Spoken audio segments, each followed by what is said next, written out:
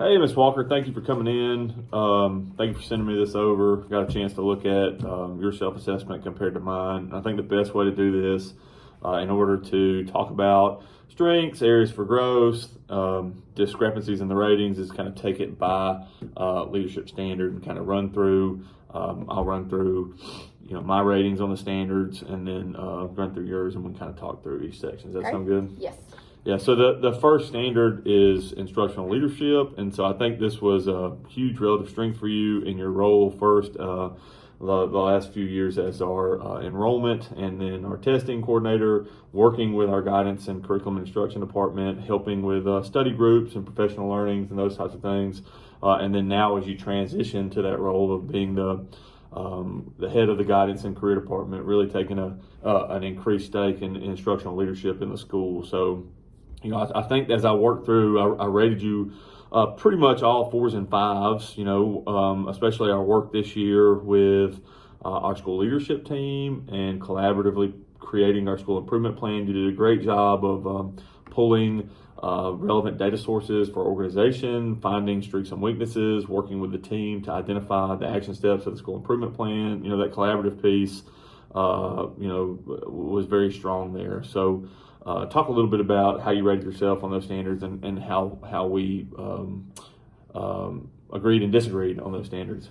Most of mine I did 4s and 5s as well. When I did the self-assessment, this was before our school improvement plan. So a couple of them that I rated as a 3 were worked with a group of stakeholders to develop and articulate a vision. So we had already had our vision established by the time we started school improvement. So that's something I don't have as much experience with. Right. And then it was also prior to myself and Ms. Gordy working through the master schedule. So I put a 3 for designing effective and efficient schedules that maximize instructional time. Yeah, and I completely agree. And so, with me, rating you, I rated you a 5 on that, working with a group of stakeholders developing, because I was really thinking about the communicating the vision piece, because a lot of what we've been doing the last couple of months is relating to how the work at the school aligns to the mission and the vision of the school and the system. And so I know that vision casting is a multi-year process, in terms of articulating a vision.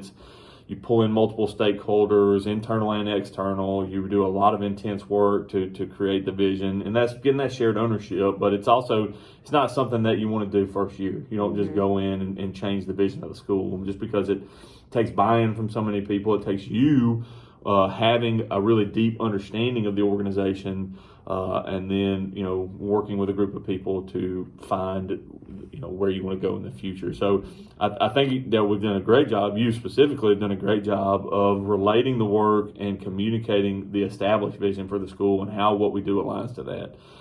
As far as the PL plan, again, working with the study groups and creating the topics and working with the literacy specialists, that's great. But I think that as we move towards a needs-based PL plan for the staff, I think that is an opportunity where we can both grow in terms of aligning the professional learning of the school to based off what the needs of the staff are. So that's an area where you and I will both grow. School climate, moving to section 2 again. As I kind of looked through those, I rated you levels 4 and 5. I think that managing and implementing the best practices for the school, I think that's I think mentoring, developing leaders in the school, I think that's a huge strength for you. You've come in, you've taken ownership of our incoming teacher induction, getting mentors lined up, getting our new teachers connected to mentors, finding a teacher leader to help with that program. Even if you have changed your role, we've kept that new teacher induction program under you because you've done such a great job with it. Talk a little bit about that, and let's talk about some differences there as well. Yes. So right now, Dr. Townsend and I are in a process of really pushing out some delegated leadership to her within the ITI training session for our teachers. Of course, we've set the parameters of what we want that day to look like for our teachers coming in, but really giving her some authority to kind of take that and move that to where those teachers need. So that is a kind of a new perspective on it for this year. A couple places where I rated myself lower, just because I don't have a whole lot of experience with it, was developing a safe school plan. We honor and the protocols that are currently in place, but that developing has not been something I've had a piece in just yet. I also found like a place to grow was the school-wide behavior management plan. Discipline is not as much of my strong suit as it is other members of our admin team, and so that's a place I'd like to grow to. Absolutely, and I think that one area where you have some experience is you've worked with the jumping in there and helping with behavior and investigations when needed, and then taking ownership of the attendance discipline procedures. And I think one of the things we did is that last year we worked to create a policy that works for the school and works with the kids and is equitable. That was the focus of that, and I think that we saw that paid dividends. The school safe plan, that's just kind of an area where yes, that's an area for growth. Coach Fitzsimmons does our school safety planning. I would get with him, and kind of review that documentation. And I think another one where we all need to continue to grow is that efficiently works within a school social, cultural, leadership, and political dynamics in the school community, because our school is so unique in that we have many different social, cultural, demographic groups represented, that you have to understand the needs of each group, and that that adds an extra challenge for us, because there's a lot of diversity, which is a good thing. We always talk about that, but you need to understand the different groups, and there's a political component, quite honestly, and just understanding how to get community support and who those key stakeholders are to work with and so forth. So I think that will come with time. I rated myself as a 2 for that one. I think I do have strong relationships with our parents and students, but getting beyond that to some of those political connections and community partnerships is a place to go as well. Absolutely. Let's talk about standard 3, planning and assessment. Again, this is an area that really has fallen under your responsibility, so I think that you've done a great job working under this LEAK standard. School operating procedures and routines. I relate that to the structure that you put in with testing. We've had smooth testing every time we've done it. Handles school operations smoothly and efficiently. Again, that applies under there. Enrollments, it's another one. You've done a great job with the enrollment process, streamlining that, getting all the necessary people, communicating. And especially since we've kind of transitioned to that digital enrollment, what do we need in terms of getting our front office clerical person involved, getting the technology to help the parents. All that has been smooth, and that's because of you. And then, I think that using assessment data to drive school improvement, I think that's a huge strength. We've done that with, and we talked about it, not just with the summative, milestones data, but our grades, our Lexile points, our formative assessment data. And again, that's an area that we all know where our entire school wants to grow in pulling, monitoring, and remediating based off data. But I think that the blueprint is there, and you've done a good job of incorporating multiple sources of data to drive school improvement. So I think that's a huge strength. Any other comments about that? No, I think if I could go back, I think when I sat down and completed the self-assessment on this, I really looked at it more from an overall operations standpoint, and I think I would have done it differently if I had looked at it just from the assessment piece. Right. So I probably would have rated higher if I looked just for the assessment as opposed to the full school operations. And I will say this, we did a great job, or you specifically did a great job of pulling multiple sources of data. But now, in order to get trends, I think we need 3 to 5 years, as we go and we can kind of see the ups and downs of it, the milestones and the Lexile and the formative assessment. And if we get those trends over multiple years, then we can kind of understand where we're going, where we've been. Organizational management, LEAK Standard 4. I think this was both an area where we kind of recognize, and again, it's not because of any deficiencies or anything, just because a lot of this falls outside of your job description. And so with that being said, that's one of the things that we need to talk about. What can we do to help you grow in this area? And that's really my role as a leader. And so again, just kind of read the standard. Fosters the success of all students by supporting, managing, and overseeing the school's organization, operation, and use of resources.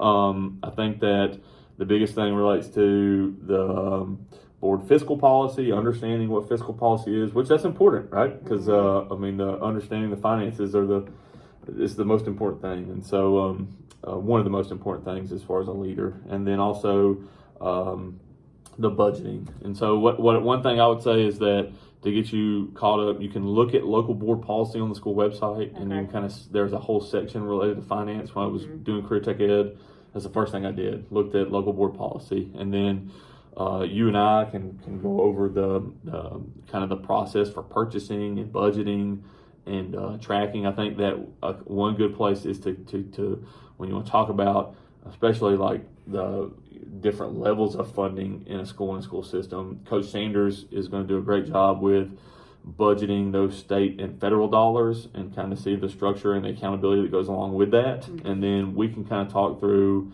the use of local funds and kind of what the difference is, because quite honestly, we're all bound by the ethical requirements of budgeting. And I think a good best practice is if an accountant or an auditor or a newspaper, was standing right over your shoulder as you're purchasing, what would they say? And I think it all goes back to the question is what we're spending directly or indirectly tied to students. If we're spending money that improves teaching and learning, improves the experience for students, then I think that we're right on. A good example is, this is just kind of goes back to those Perkins funds, because that's what I had the most experience with.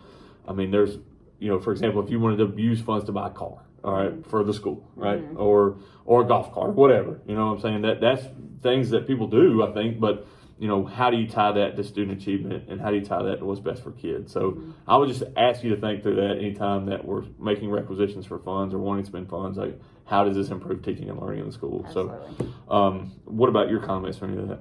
I would have completely agreed. It's just a place that I really feel like I can grow in regards to just having a better understanding of all that working knowledge behind the scenes. Already in the curriculum instruction piece, teachers come in with requests for textbooks and resources and that kind of thing, and really making sure they have conversations about why that they need it and how they're going to use it in their classrooms. Right. I think that number 5, we'll just quickly talk. I think we're both kind of similar on this one, and I think that's because you and I both sat in pretty much all of the interviews. Yes. And so I think that in the future, getting with Miss Dean to see what it looks like in the Munis side of it, to when they apply, what that documentation looks like, and then one of the things is how we screen candidates where they come in, in terms of looking at their certificate. You can pull all that as public record. A lot of times with pay, quite honestly, we're not going to ask people to come here for a pay cut, and so we'll look at the public record financial records, see where they line up with ours, and those types of things, and we can work through that together and kind of see what that looks like. Standard 6, teacher and staff evaluation. I think that we were pretty similar on that. One of those where maybe we kind of had a little bit of difference was use evaluation as a means to remediate or remove low performing or unsatisfactory teachers. To speak to that a little bit. I have sat in meetings with previously with Mr. Brooks as staff had been removed or let go. So I've seen that process, but really just to sit through the documentation of that and looking at the logging of information over a course of time is something that I would like to have more experience with. So, anytime you're having those conversations, it's always good to have 2 people in there. I'd tell you one thing that you always, if you're having a conversation, especially where you're letting somebody go, you want to have it scripted out, and less is more. You don't want to just keep going. So one thing that we'll do is, unfortunately, if we have to go through this, you and I will sit down and kind of go through that together and have you in when we have those conversations and go over the documentation there and everything from having that conversation to if you had to let somebody go, what the the paperwork looks like, and those types of things.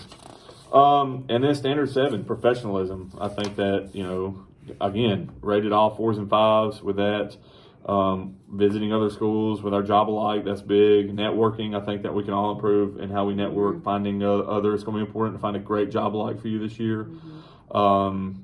Professional learning, that's important, finding those. And then, the first 3 standards, definitely, carrying out your duties in an ethical manner and following the league system. So, we've kind of gone over strengths and areas for growth. Not a lot of major discrepancies, just some of the areas where you probably rated yourself lower because you have less experience. But, again, because, the way I see it, you have some indirect contact with. Good example of that, discipline. I mean, you have more experience with discipline than you think. And I think that being equitable, being clear and consistent, and communicating with the parent, that's all things that we do.